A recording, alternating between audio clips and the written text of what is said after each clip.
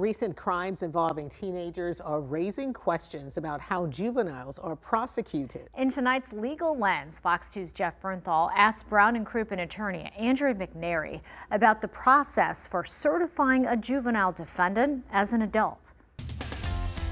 Andrea, when it comes to a situation where a juvenile is charged with a crime, are there specific crimes that allow a prosecutor to then seek certification as an adult?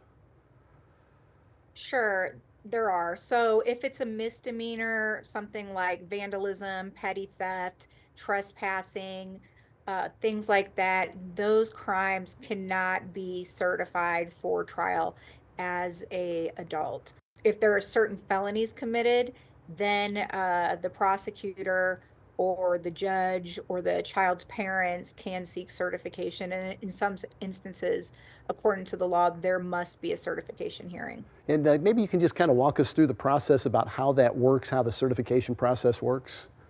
Sure. So when a child is arrested, the presumption is it's going to be handled, whatever the situation will be handled by the juvenile court and judges appointed to the juvenile court.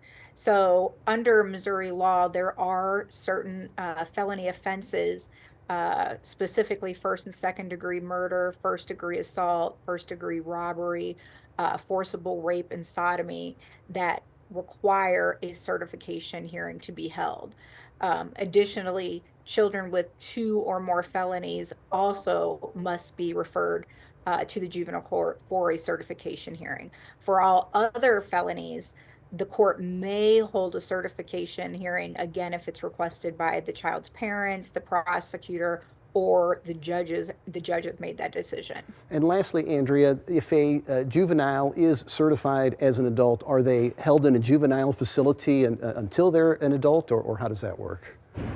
It's a complicated question. So while they're waiting for their trial or conviction, the judge may defer them back to a juvenile facility or an adult facility waiting for trial. The judge is going to look at things like the child's history, the age, maturity level, the nature of the offense they are accused of, things like that.